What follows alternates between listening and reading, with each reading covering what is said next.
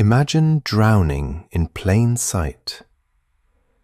For 26 years, Leo knew every grammar rule in the book, but couldn't say his own name without shaking. He was trapped in a silent prison.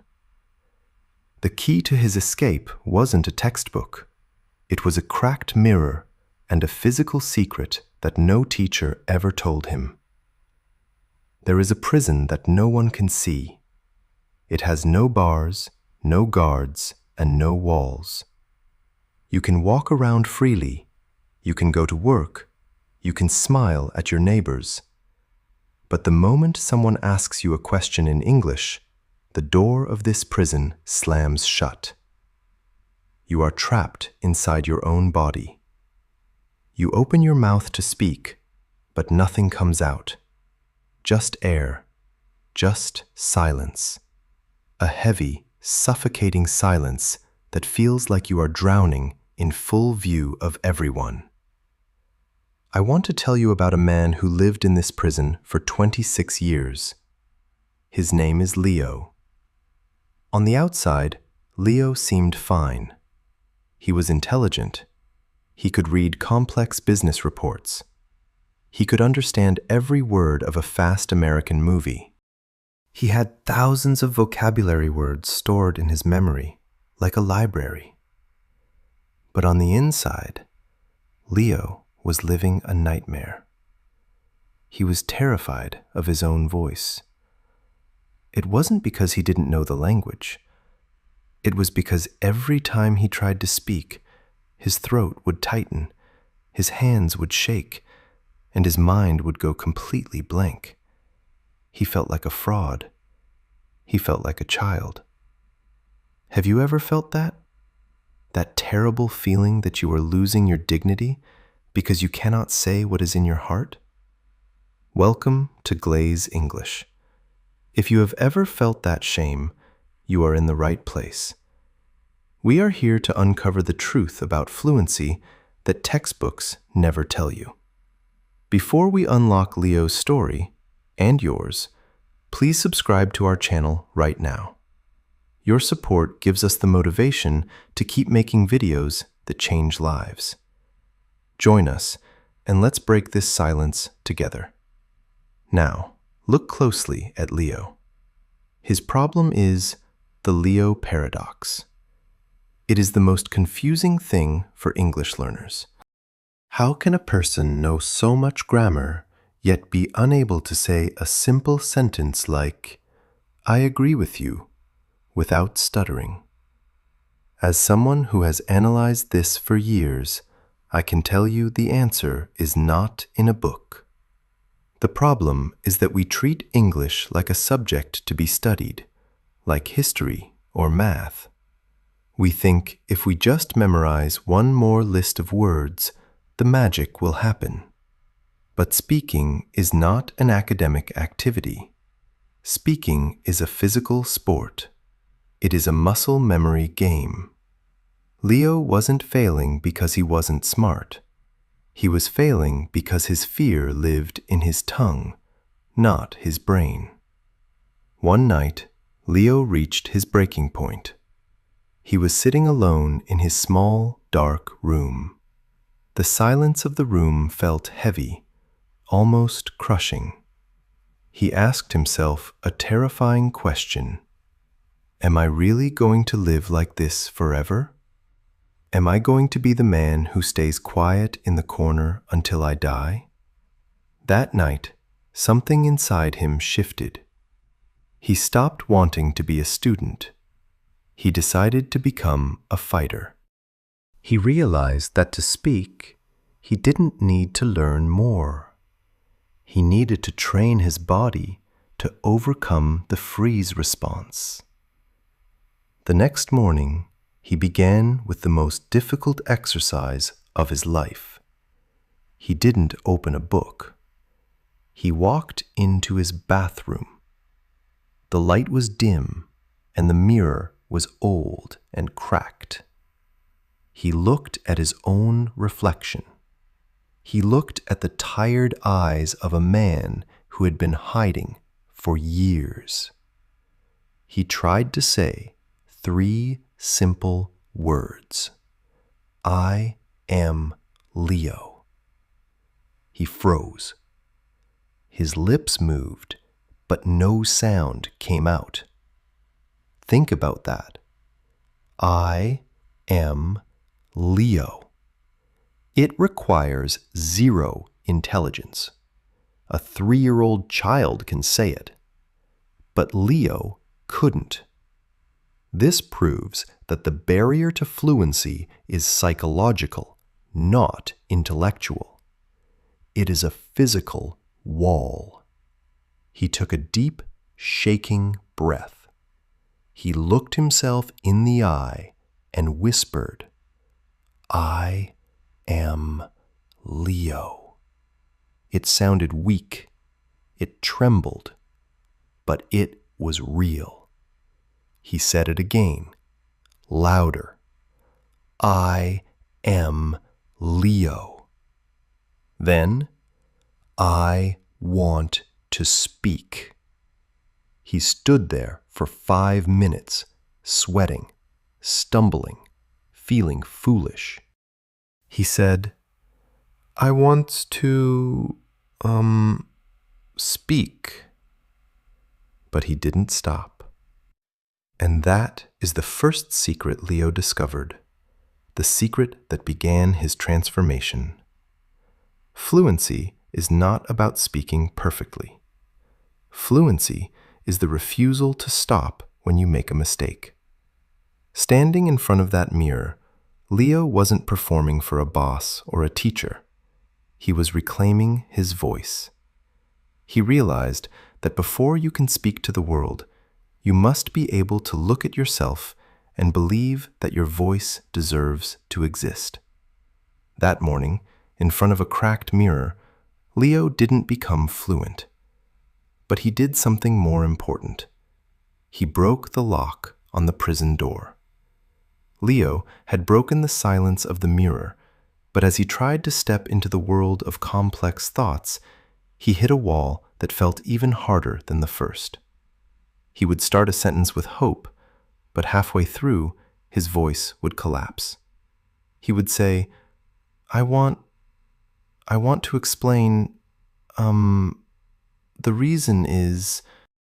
He was chopping his ideas into broken little pieces, like a man trying to run with his shoelaces tied together. Every time he paused, the fear rushed back in, filling the silence with panic. Why was this happening? He knew the grammar perfectly. He knew exactly what he wanted to say. So why did his mouth refuse to finish the job? He realized something that most language teachers never mention because they are too focused on textbooks. He wasn't pausing because he forgot the words. He was pausing because he forgot to breathe. Most of us think speaking is a mental activity. It is not. It is a respiratory activity. When you get nervous, your breath becomes shallow. You take tiny, weak sips of air. As a result, you run out of oxygen before you reach the end of your sentence. And when your lungs are empty, your brain panics. It sends a desperate stop signal to your mouth to save oxygen. You freeze, not because you are stupid, but because you are physically empty. Leo decided to treat his speaking practice like a gym workout. He created a strict protocol, the 1-breath rule. The concept was simple, but physically demanding. He would take a deep, full breath, and he had to finish one entire sentence before he could breathe again. No stopping in the middle, no editing, no or ah. He stood in front of that cracked mirror. Inhale. I want to speak English without pausing or hesitating. Exhale. It came out slow. It came out shaky. But for the first time, it came out whole. He tried again. Inhale. I am training my mouth to move smoothly through the fear. Exhale. He did this for 10 repetitions every morning. By forcing his body to complete the sentence in one breath, he tricked his mind.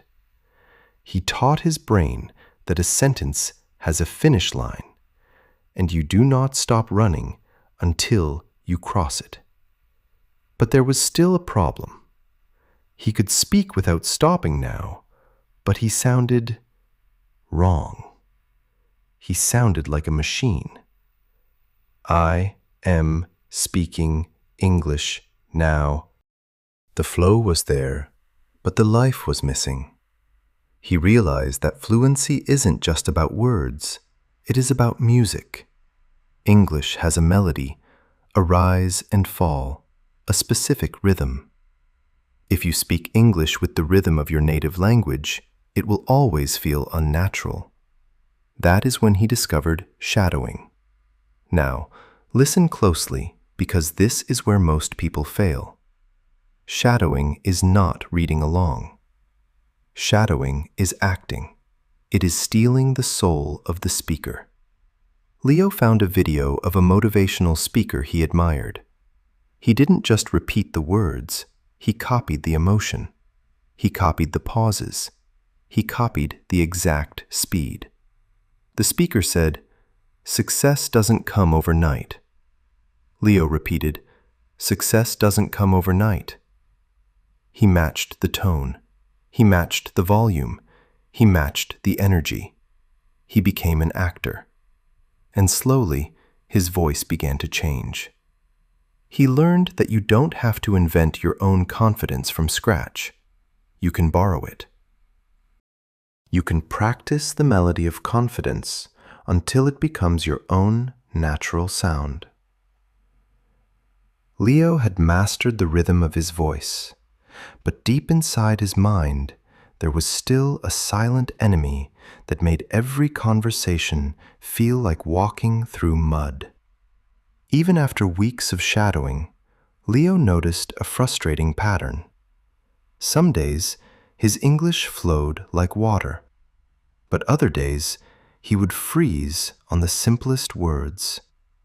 He would know exactly what he wanted to say, but his brain would lock up for 2 or 3 agonizing seconds before his mouth could move. He felt like a computer with a slow internet connection, constantly buffering while the world waited for him to load. He decided to observe his own mind like a scientist looking through a microscope. What was happening in those 2 seconds of silence? He found the culprit. It was a habit he had built since his very first English class. Translation. Here is the brutal truth that held Leo back, and it might be holding you back too. You cannot speak fluent English if you are running a translation software in your head. It is simply too slow for the real world. When Leo wanted to say, "I went to the store," his brain was running a complex, exhausting marathon. First, he thought the sentence in his native language. Then, he translated "I." Then, "went." Then, "store." Then he checked the grammar to make sure it was past tense. Finally, he gave his mouth permission to speak. That process takes about 2 seconds, but a real conversation happens in milliseconds. That 2-second delay is where the and the awkward silence live. That delay is what kills your confidence before you even start. Leo realized he had to upgrade his operating system. He had to stop translating and start thinking directly in English. But how do you train your brain to think in a foreign language when you have spent 26 years thinking in your native one? You don't start with philosophy or politics. You start with the mundane. You start with the boring truth of your daily life. Leo turned his existence into a narration. He promised himself that for 1 hour a day, he would narrate everything he did directly in English. He didn't wait for a conversation partner. He spoke to the air. Walking to the kitchen, he thought, I am hungry.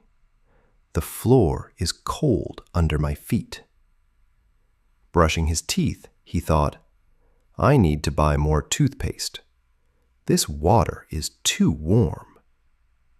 Standing at the bus stop, he looked at a stranger and thought, that man is wearing a red hat. It looks like it might rain today. These were not poetic sentences. They were simple facts. But they were direct. There was no translation, just observation followed immediately by English thought. It was exhausting at first. His brain wanted to be lazy. It wanted to switch back to his native tongue because it was easier, comfortable, and safe. But every time he caught himself translating, he gently pulled his mind back. No, Leo, English only. Then, one afternoon, walking home with a heavy bag of groceries, it happened.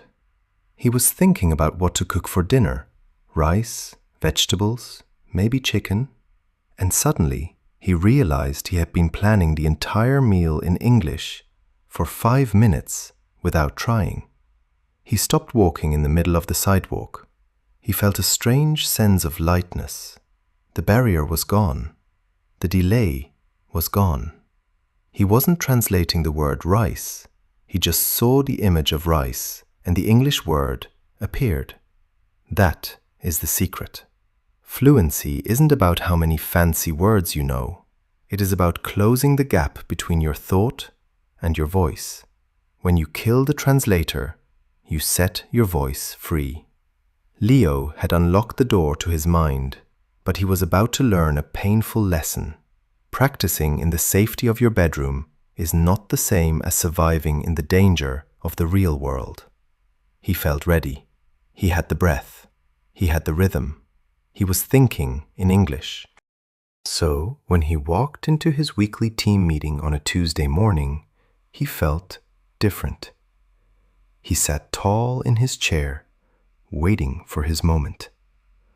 Then it happened. His manager turned to him, looked him in the eye, and asked a simple question. Leo, can you quickly explain what you're working on this week? The room went quiet. All eyes turned to him. And in that split second, the pressure hit him like a physical blow to the chest. His throat closed up.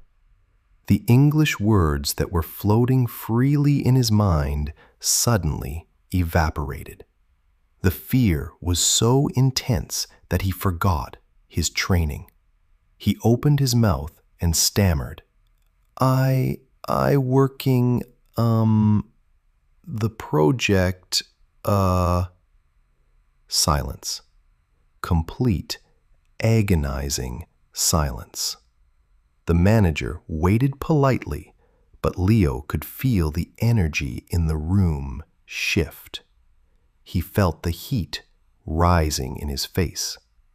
Finally, defeated, he muttered, Sorry, I will write it later. He looked down at his desk, wishing he could disappear. That night, Leo sat in the dark, replaying the moment over and over again.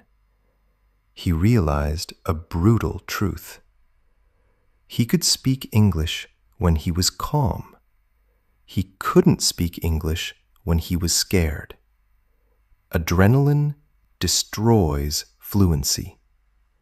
When your heart is racing, your brain shuts down the language center to focus on survival. He didn't need more vocabulary.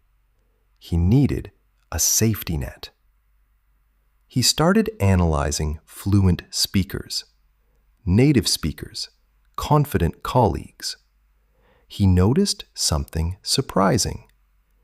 Even they didn't always know what to say next. But they never went silent. They used a secret weapon called sentence connectors. These are the bridges over the canyon of silence. Words like actually, basically, you know, let me think, and that's a good question. These phrases carry no information, but they do something crucial. They buy time. They tell the listener, I am still here, I am just thinking. They keep the connection alive while your brain searches for the next word. Leo realized he had been trying to speak in perfect paragraphs. He needed to learn how to stall with style. He practiced these bridges relentlessly. So basically, well, let me explain. Actually, the point is, to test this, he invented the 60-second challenge. He set a stopwatch on his phone for 1 minute. He picked a random topic, like my favorite food, and forced himself to speak until the alarm rang. Let me tell you about my favorite food. Actually, I love spicy food. It reminds me of my childhood. So basically, my mom used to cook this dish. At 30 seconds, his mind would go blank. The panic would rise. He wanted to stop. But the rule was, keep making sound. If he ran out of ideas, he used a connector. Anyway, what I mean is, until a new idea came. It was exhausting. It felt like running a sprint. But slowly, the fear of the pause disappeared. He recorded these sessions. Listening to them was painful. He sounded unsure. He sounded flat. But he listened anyway. He became his own coach. Okay, here I paused too long. Here I said too much. Next time I will use let me think instead. He was no longer a victim of his fear. He was the engineer of his own confidence.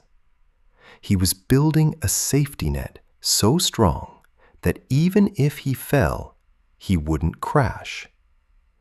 Leo had built the safety net, but he knew that a net is useless if you don't have the discipline to climb the ladder every single day. He realized that motivation is like sugar. It gives you a quick burst of energy, but it disappears fast. If he wanted to speak English without pausing for the rest of his life, he needed something stronger than motivation. He needed a non-negotiable routine. He created what he called the mouth training hour. It wasn't fun. It wasn't exciting. It was work.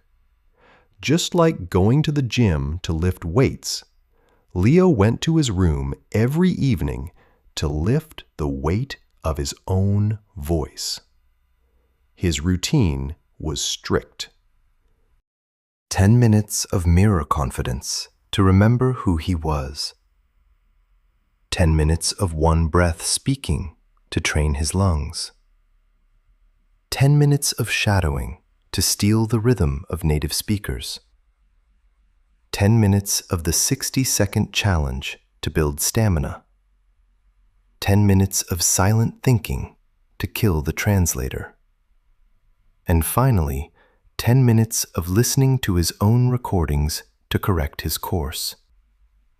He did this for 30 days straight. When he was tired, he did it. When he was sad, he did it. It was boring and repetitive, but it was rewriting the biology of his brain. Then came the final test. It was a company town hall meeting. 40 people were packed into the conference room, including new managers from the regional office. The air was thick with serious energy. As the discussion moved to the new client workflow, Leo's boss turned to him. "Leo," he said, his voice echoing in the quiet room, "I know you've been leading the logic on this. Can you walk us through the new process?" The fear sparked again. The adrenaline rushed through his veins like electricity. The old Leo would have frozen. The old Leo would have looked down. But this wasn't the old Leo. This was a man who had trained his mouth for 30 hours in the last month alone. He took a deep breath. He didn't rush. He looked at the new managers and smiled. He felt the panic rising, but he used his safety net. "Sure," he said, his voice steady. "Let me explain the structure in simple terms. Basically, the workflow begins with the client need." He spoke. He didn't stop. He used connectors like "actually" and "that being said" to move smoothly from one idea to the next. He wasn't translating from his native language. He was seeing the workflow in his mind and painting it with English words. He spoke for 3 minutes. When he finished, he didn't apologize. He simply stopped. The room was silent.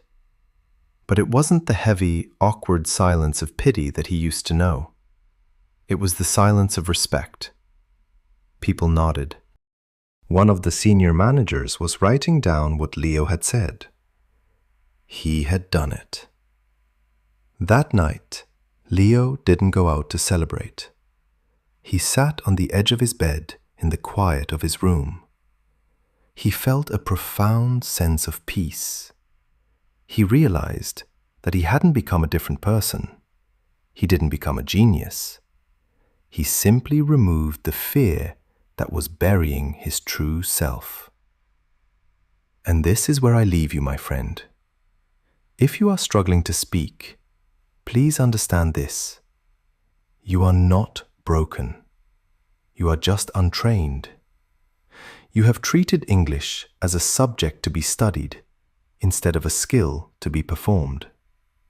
Fluency is not a gift from the gods. It is a decision you make every morning in front of the mirror. It is the courage to speak through the shaking hands. It is the discipline to train your mouth when you are tired. Leo's journey took months, but your journey can start right now. Do not wait until you are ready. You will never feel ready. Start with one breath. Start with one sentence. Start with 3 words. I am your name. Your voice deserves to be heard. The world is waiting for your story. Speak. So, what does Leo's story really tell us? It tells us that for years we have been trying to solve a physical problem with an intellectual solution. We have been trying to think our way to fluency, but you cannot think your way out of a prison that is built by fear. You have to walk out. Leo didn't become a fluent speaker because he found a magic textbook or a secret pill. He became fluent because he stopped treating English as a subject to be mastered and started treating it as a sport to be played. He realized that the pause, that terrible, suffocating silence, was not a sign of stupidity. It was simply a sign of weak muscles. His mouth wasn't fit enough to keep up with his brain. His lungs weren't strong enough to support his voice. And his mind wasn't trained to handle the pressure of being seen. The profound lesson here is that confidence is not a prerequisite for speaking. Confidence is a byproduct of speaking. You do not wait until you are confident to speak. You speak until you become confident. Every time Leo stood in front of that mirror and pushed through the stutter, he was depositing a small coin of belief into his account. Every time he used a connector instead of freezing, he was building a bridge over his fear. How can you apply this to your life today? Stop waiting for the perfect moment. Stop waiting until your grammar is flawless. Stop waiting until you feel ready. You will never feel ready. The only way to silence the fear is to make your voice louder than the doubt in your head. Go to your mirror tonight. Look at yourself. Do not look away. Take a deep breath and say, I am training my voice. It will feel silly. It might feel uncomfortable. But that discomfort is the feeling of growth. That is the feeling of the prison door unlocking. You don't need a teacher to give you permission. You have everything you need right now. Your breath, your voice, and your courage. Now, I have a simple question for you. We all have a dream, a reason why we want to speak English freely. Maybe it's a better job. Maybe it's travel. Or maybe it's just to prove to yourself that you can. Please scroll down to the comments and answer this. If you could speak English perfectly for just 5 minutes today, who is the first person you would talk to, and what would you tell them? I read every single comment because your stories inspire me. And finally, if Leo's journey resonated with you, if you felt understood today, please subscribe to Glaze English. By subscribing, you are not just supporting a channel. You are joining a community of people who are choosing courage over silence. Let's continue this journey together. I'll see you in the next video. Speak soon.